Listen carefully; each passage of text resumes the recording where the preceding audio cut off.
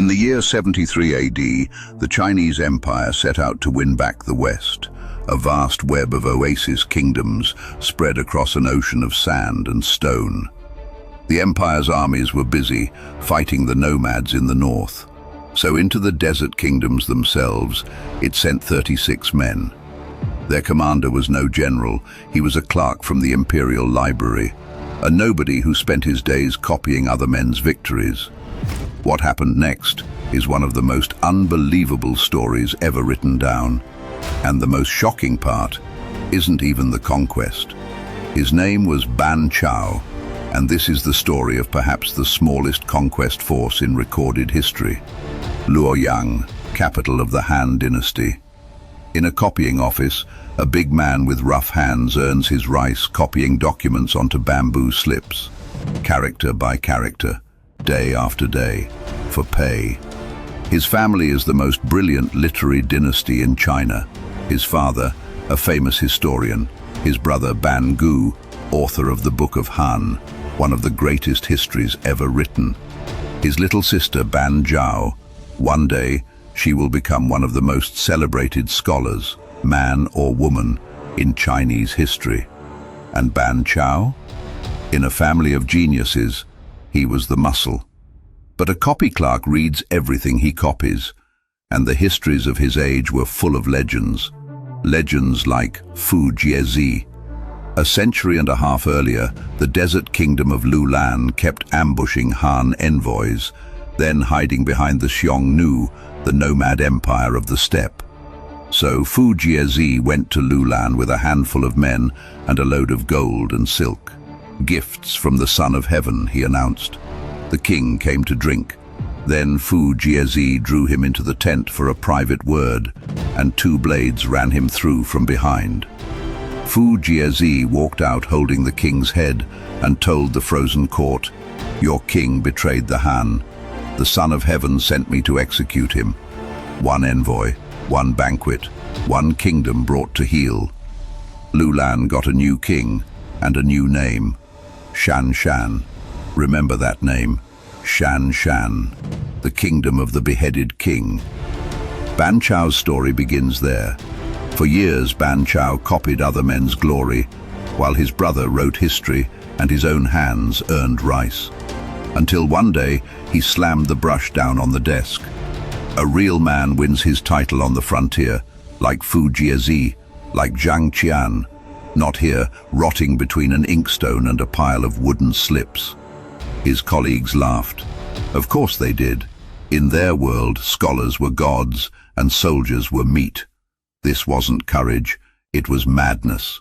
But a fortune teller, so his biography records, looked at his face and said something strange.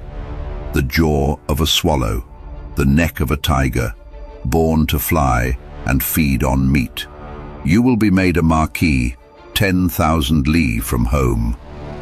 10,000 li from home. Remember the second half of that prophecy. In 73 AD, the empire finally marched against the Xiongnu. Banchao, now past 40, dropped the brush, picked up a sword, and joined the army. At Lake Barkol, his unit came back with a stack of enemy heads, and the commanding general took notice of the middle-aged rookie. General Do Gu gave him a mission: ride south into the western regions and turn the desert kingdoms back to Han. The escort he was given, 36 men. The western regions, a chain of oasis kingdoms strung between two of the deadliest deserts on Earth, the lifeline we now call the Silk Road. For 65 years, since the empire's collapse into civil war, the region had slipped from China's hands. Most kingdoms answered to the Xiongnu. All of them feared them. Banchao's first stop, Shan Shan, the kingdom of the beheaded king. The king rolled out every courtesy, banquets, gifts, smiles. Then, overnight, the smiles stopped. Audiences cancelled, food got worse, servants turned cold. His men noticed nothing. Banchao noticed everything. He grabbed a palace attendant and bluffed. "The Xiongnu envoys have been here for days. Where are they staying?" The attendant, stunned, spilled everything. A Xiongnu delegation, more than 100 men, camped a short ride away. 100 against 36. And the king was deciding at this very moment which empire to kneel to. Banchao locked the attendant away. Then he poured wine for his 36 men. If the king hands us to the Xiongnu, our bones will feed the wolves of the desert. So, what do? We follow you, they said. Life or death. Someone mentioned the civilian officer. Shouldn't he be told? Banchao snapped. Fortune is decided tonight. He's a paper pusher. Tell him, and the plan leaks, and we die for nothing. Then he said the words every Chinese schoolchild still learns today. If you don't enter the tiger's den, you don't get the tiger's cub. That night, a hard wind rose over the desert. Perfect. 10 men took war drums and hid behind the Xiongnu camp. The rest crouched by the gate with bows and crossbows. Banchao set the fire himself. Upwind. Flames leapt tent to tent. The drums thundered from the dark. More than 100 Xiongnu woke inside an inferno, convinced an army had come. Banchao cut down 3 men with his own hands. His soldiers killed 30 more at the gate. The rest, over 100, never made it out of the fire. 36 men had annihilated a delegation 3 times their size, in one night. At dawn, Banchao invited the king of Shan Shan to an audience and showed him the Xiongnu ambassador's head. The kingdom of the beheaded king understood immediately. Some lessons you only need to be taught twice. The king sent his own son into Han as a hostage. Shan Shan belonged to the empire again. The report reached the capital. The emperor was delighted, and General Do offered Banchao a bigger escort. Banchao refused. The 30-odd men I have are enough, he said. If things go wrong, a bigger escort is just a bigger burden. Next stop, Khotan, the strongest kingdom of the southern desert route, fresh from conquering its neighbors and watched over by a resident Xiongnu envoy. The king received Banchao with barely a nod. Then the king's sorcerer went into a trance and announced, "The gods are angry. The Han envoy owns a fine horse. Bring it to me. I will sacrifice it." Banchao's reply, "Of course, but the sorcerer must come and take the horse himself." The sorcerer came. Banchao took his head instead and sent it to the king. The king had already heard what happened to the Xiongnu delegation at Shan Shan. He looked at the head, made his decision, and had the Xiongnu envoy killed the same day. Khotan submitted. In the western regions, news travels fast. Further west, the kingdom of Kashgar had a different problem. The Xiongnu's favorite proxy, the kingdom of Kucha, had murdered Kashgar's king and installed a puppet from Kucha on the throne. Banchao sent one officer ahead, a man named Tianlu. Orders: take the puppet alive. Tianlu walked in unarmed, bowed low, smiled like a harmless messenger. The puppet didn't even reach for a weapon. Why would he? Then the smile vanished. Tianlu seized him and bound him before anyone could move. The court panicked and ran. One man had just captured a king. Banchao gathered Kashgar's officials and placed the murdered king's nephew on the throne. The kingdom erupted in joy. The new court begged him to execute the puppet. Banchao refused and let him go. Let Kucha see what Han good faith looks like. 3 kingdoms flipped in 1 year, and no Han field army had marched a single step into the southern desert. Then, in 75 AD, the emperor died. Across the desert, the Xiongnu smelled weakness. Their allies struck first. The kingdoms of Yangqi and Kucha stormed the Han Protector General's seat and slaughtered him with his garrison. The Protector General's name was Chen Mu. Remember him. Banchao would not forget. Kucha and its allies turned on Kashgar, and besieged Banchao in a fortress town. With a handful of men and loyal Kashgar levies, he held out for over a year. Back in Luoyang, the new emperor's court looked west and saw only disaster. The order went out: abandon the western regions, pull everyone out. The recall order reached Banchao: come home. When Kashgar heard, a garrison commander named Li Yan said quietly, "If the Han abandon us, Kucha will erase us. I will not live to watch it." And he cut his own throat. On the road east, at Khotan, it got worse. Princes and commoners wailed in the streets and clung to the legs of Banchao's horse. The horse could not walk. "We depend on the Han envoy like a father. You cannot go." An empire's orders on one side, on the other, the people who had bled for him. Banchao turned his horse around. A copy clerk defied the Son of Heaven's recall. In the days he'd been gone, 2 of Kashgar's cities had defected back to Kucha. Banchao retook them, executed the ringleaders, then crushed the neighboring kingdom backing the revolt. 600 enemies fell. From that day on, he was no longer the empire's envoy to the west. He was the empire, alone. Here is the most absurd statistic of this entire story. Over the following decade, the recorded reinforcements from the capital, 2 columns, about 1,800 men, many of them freed convicts.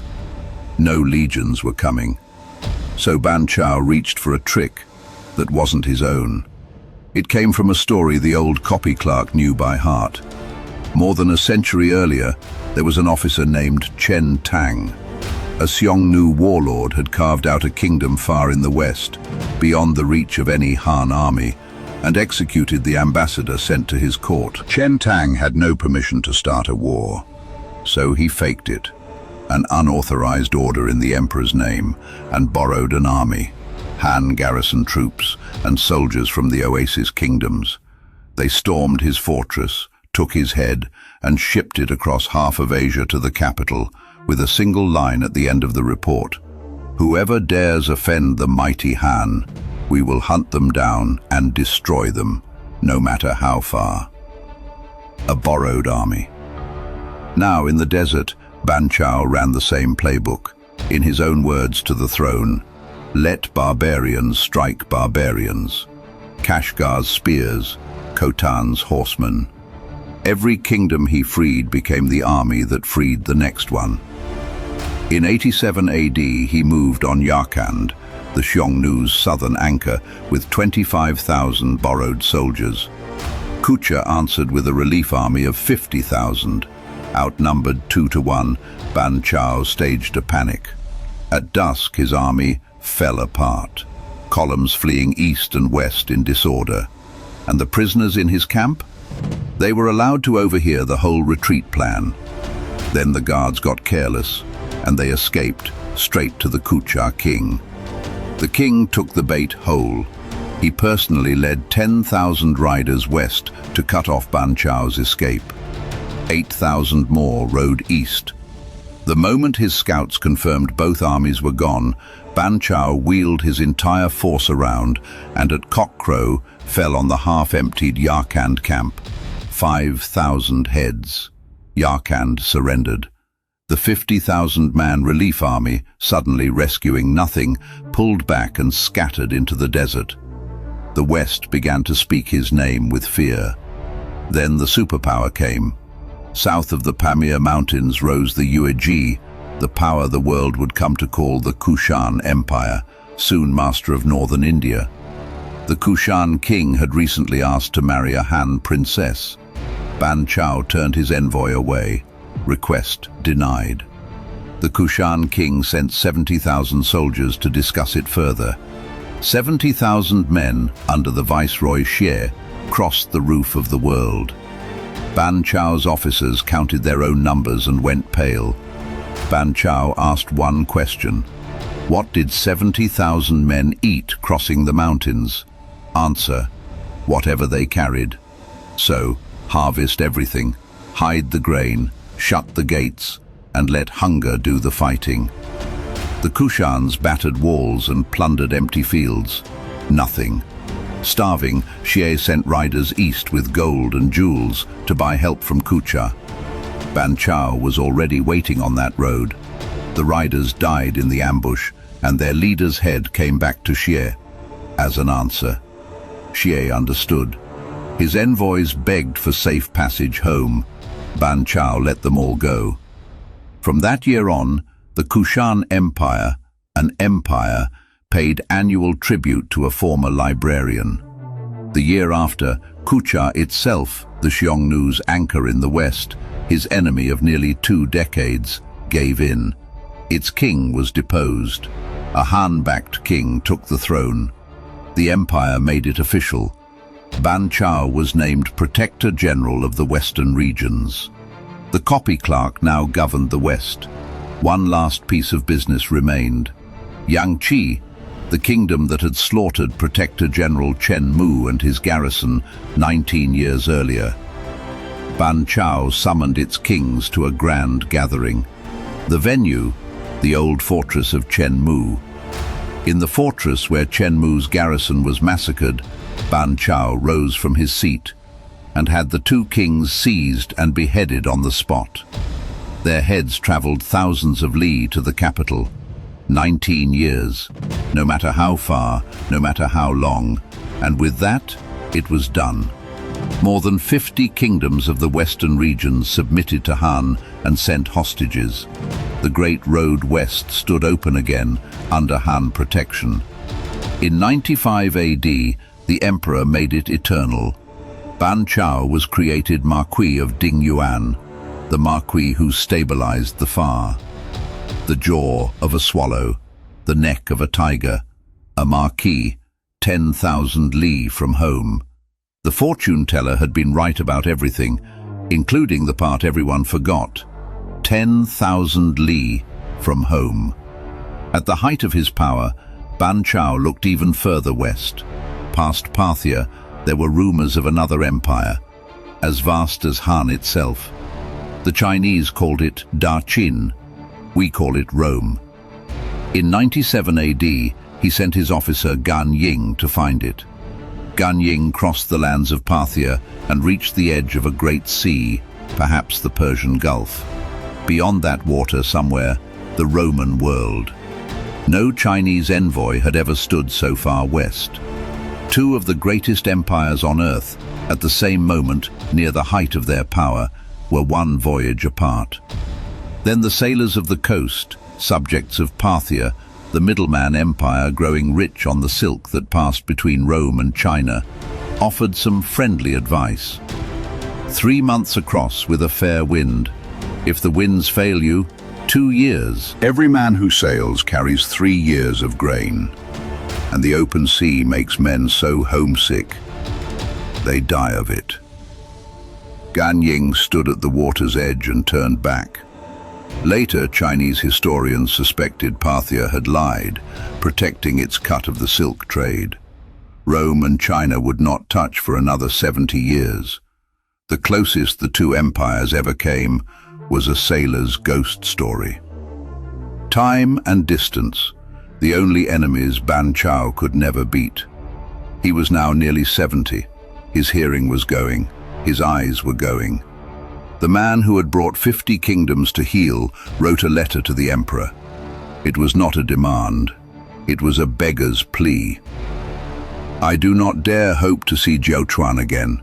I ask only to pass through the Jade Gate, alive. The Jade Gate, the great Han gateway between the desert and home. He wasn't asking for a triumph. He was asking to die inside the door. The court read the letter and set it aside. 3 years passed. The one who saved him was the little sister. Banchao, now the most celebrated woman scholar in the empire, finishing the great history their dead brother left behind, wrote to the emperor herself. Her letter did what 50 kingdoms could not. It moved him. The order came. Banchao may come home. His replacement arrived and asked for advice on governing the West. Banchao offered one sentence: Water that is too clear holds no big fish. Ease your grip. Forgive small sins. The replacement privately sneered, I expected brilliant strategy from the great banchao. That was nothing. In the autumn of 102 AD, an old man passed east through the Jade Gate, home, alive, barely. Luoyang, the city where he once copied books for rice. He had been gone 31 years. His brother, the historian, was long dead. He had died in prison, caught in a court purge, chapters of his great book still unfinished. 1 month after coming home, Banchao died. He was 71. He held the West for 31 years.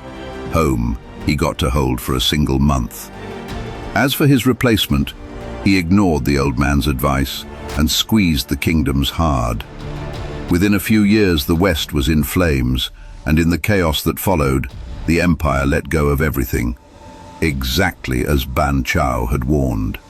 It took 36 men to open the West. Losing it took one man who wouldn't listen. 20 years later, when the empire wanted the desert back, the man they sent west to rebuild it all was named Ban Yong, Banchao's youngest son. His father wrote history. His brother wrote history. His little sister finished their book. Banchao never wrote one. He's in the pages. His family wrote history. He made it. Welcome to the Dragon Files. Subscribe for more.